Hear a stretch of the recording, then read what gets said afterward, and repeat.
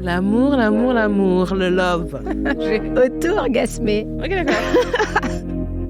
Alors, je vais vous parler pour ma chronique de la love story de l'été. Timothée Chalamet. Voilà. Tu sais que c'est vraiment l'archétype du français un peu mince, qui doit fumer des cigarettes sans se laver dans le matin, et boire Fatigué, du café, tout, tu vois. là. Et les filles sont vraiment en sang sur lui. D'ailleurs, je sais pas, sur Twitter, tout le temps, ils disent qu'il y a un nouveau white boy du mois à aimer. Et lui, c'était le white boy pendant très longtemps. Franchement, j'adhère pas du tout. C'est vrai. Non, moi, c'est pas du tout mon style, mais le white boy que j'adhère, c'est Jacob Elordi. Tu vois, c'est le mec.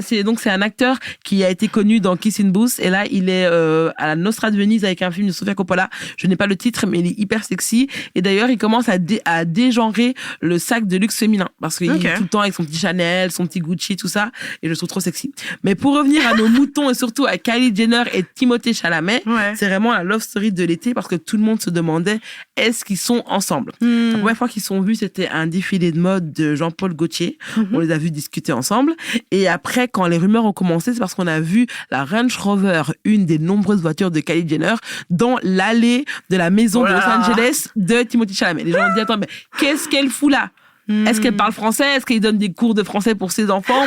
Donc les gens mais ils peuvent rien faire en secret. C'est vraiment ça. Et du coup, les gens ont commencé à se dire, est-ce qu'ils sont ensemble? Donc ça fait plusieurs mois que la rumeur court, mais que rien n'était concret. Et là, on les a vus pendant l'été à Chambon-sur-Lignon. Donc c'est une petite ville, je pense, de Haute-Loire. Qu'est-ce qu'elle foutait là, Kylie Jenner? Là où habitent les grands-parents de Timothée Chalamet. Donc les gens se sont dit, attends, il y a une couille dans le pâté. Ils sont ensemble. Et donc on savait pas. Moi, je savais qu'ils étaient ensemble parce que j'ai un flair pour les Kardashians. J'ai cru que t'avais une source. Non, j'avais pas de source. Ma source, c'est Aquababe. Je sais pas si vous le connaissez. C'est un blogueur qui est hyper toxique parce que il ne fait que relever des secrets de la vie des stars. Et moi, ça me choque que ce soit son métier, en fait. Mais du coup, il a dit qu'ils étaient ensemble à Chambon-sur-Lignon. Et après, on a vu une photo. Mais ils ont vraiment officialisé ça il y a quelques jours. Ouais, j'ai vu. Ouais, au concert de Beyoncé.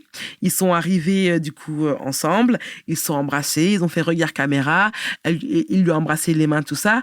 Et je me suis dit, en fait, ils vont tellement pas ensemble. Parce qu'en fait, je connais un peu depuis Kylie, depuis qu'elle est petite, du coup.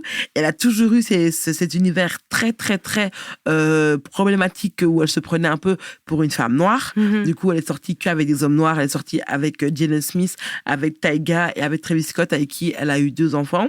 Et du coup, elle est sortie qu'avec des rappeurs noirs, que des rappeurs noirs, ouais. Que des rappeurs noirs. Et du coup, elle avait l'univers très vixen, les robes très sexy, les robes très serrantes, les poses, les perruques, tout ça.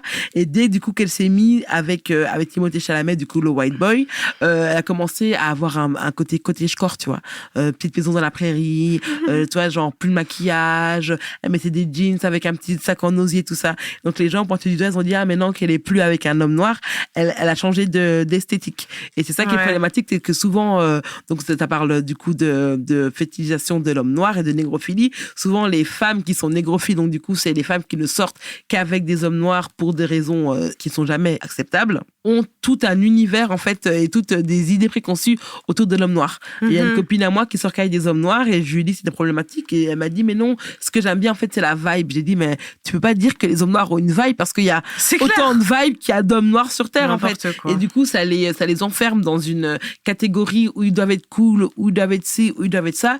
J'en ai parlé d'ailleurs avec notre nouveau stagiaire à Combini qui est un homme noir qui a été adopté par des blancs et lui il connaissait pas du coup le concept de négrophilie. On lui a expliqué, il a dit mais moi souvent ça me facilite les rencontres en soirée donc souvent les femmes pensent que je suis un bon coup et le mec il a 20 ans, je me suis dit toi ça c'est du reverse racisme en fait d'imposer genre ça reste des stéréotypes, des attentes sexuelles à un homme noir, ça veut dire quoi en fait? Un homme qui est noir, qui est pas bon au lit, c'est pas un vrai homme noir. Donc tout ça pour dire que Kylie Jenner a été un peu alpaguée sur les réseaux en disant que maintenant qu'elle a eu ses enfants métis et qu'elle est plus avec un homme noir, elle a complètement changé d'esthétique. Et du coup ça rebondit avec ce qui s'est passé au début de l'été. Je sais pas si tu suis un peu sur Twitter. Ils ont dit que en fait la mode maintenant c'était au white love, donc chacun devait trouver son white boyfriend. Et c'est hyper problématique en soi. En fait, déjà, de se dire qu'on ait une mode, en fait, que ce soit les hommes asiatiques, que ce soit les hommes coréens, les hommes japonais, les hommes noirs, les hommes arabes, les hommes de cité.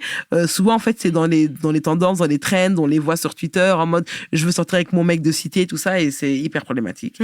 Donc, c'est une love story qui a fait couler beaucoup d'encre. Bah, en fait, déjà, moi, je trouve que ce couple fait... Enfin, pour moi, au début, ça m'a choquée parce que je me suis dit, mais what the fuck, enfin, Timothée Chalamet avec Kylie Jenner, c'est assez étrange. Mais pour moi, ça rentre carrément dans le mouvement des Kardashians qui veulent arrêter de se prendre pour des femmes noires et qui du coup sont dans une espèce d'ère où elles sont retournées, elles ont enlevé leurs implants, elles sont redevenues une esthétique hyper blanche. Et pour moi, ça rentre carrément dans ce truc-là où elles arrêtent de se prendre pour des... Enfin, plus ou moins pour des femmes noires. Et donc, sortir avec Timothée Chalamet, pour moi, ça rentre dans ce truc-là. C'est la suite logique. Les gens pensent que c'est plus un truc de com et de marketing. Comme en même temps, toute leur vie, c'est de la com et du marketing, quoi.